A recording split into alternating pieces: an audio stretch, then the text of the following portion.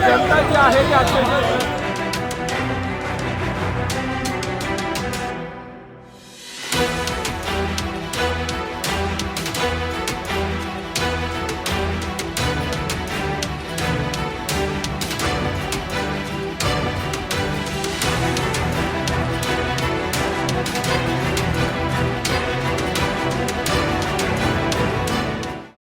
या दरवाढीचा जो परिणाम आहे समाजातल्या प्रत्येक घटकावर होतोय। आपण म्हणतो की जीवनावश्यक वस्तूंचे भाव वाढतात, महिलांचं बजेट कोलमडतं, परंतु आता शेतकऱ्यांच्या पंपांना डिझेल सुद्धा त्या ठिकाणी मिळत नाही। या देशाचं भविष्य असलेला जो विद्यार्थी आहे तो शाळेमध्ये जाण्यासाठी त्यांच्या स्कूल बसेसला सुद्धा त्या ठिकाणी डिझेल मिळत नाहीये। त्यामुळे अशा प्रकारचे निर्णय घेण्यात आले की आठवड्यातल्या 3 दिवस ते चालवलं पाहिजे। त्यामुळे प्रत्येक घटक हा या ठिकाणी भरडला जातोय। मनमोहन सिंग यांच्या काळामध्ये देखील पेट्रोलचे दर जे होते ते कमी होते असं आपलं मनमोहन सिंगांच्या काळामध्ये साड्या दराने प्रति बॅरल आम्ही त्या ठिकाणी घेत होतो, परंतु त्याच्यावरती सबसिडी देऊन ही भारतातली जनता यांना कमी दराने देत होतो।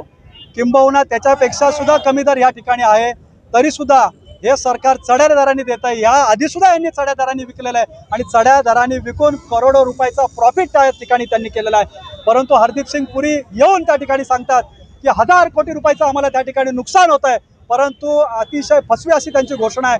ते 12 तारखेला सांगतात आणि 14 तारखेला HPCL त्या ठिकाणी डिव्हिडंड जाहीर करते। त्यामुळे कुठल्याही प्रकारची भूमिका त्यांची सर्वसामान्य नागरिकांबद्दल नाही। मोदी अंबानी यांची कर्जमाफी केली, शेतकऱ्यांची कर्जमाफी केली पाहिजे। शेतकरी जो आहे तो डिझेल आणि पेट्रोल वाचून त्रस्त झाले। बघा, परदेश दौरे ते जर करतायत त्यांच्या व्यापारी मित्रांसाठीच करतायत, अडाणींसाठीच करतायत, अंबानींसाठीच करतायत, परंतु देशावर संकट आल्यानंतर आव्हान मात्र सर्वसामान्य जनतेला करतायत। सर्वसामान्य जनतेला सांगतात की तुम्ही ऑनलाईन करा, वेगवेगळ्या प्रकारच्या घोषणा त्या जनतेसाठी करतायत। तर माझं नरेंद्र मोदींना आणि भारतीय जनता पक्षाला या सरकारला आव्हान आहे, मागील काळामध्ये ज्यावेळी देशावर अशा पद्धतीची संकट आलेली होती, मग राजा असतील, महाराजा असतील, सरंजाम असतील, त्यांनी आपली संपत्ती या देशाला दान केलेली होती। तर नरेंद्र मोदी यांनी अडाणी असतील, अंबानी असतील किंवा मोठमोठे व्यापारी असतील, त्यांना सांगावा की त्यांनी आपली अर्धी संपत्ती या पॅनिक सिच्युएशन मध्ये देशाला दान करावी।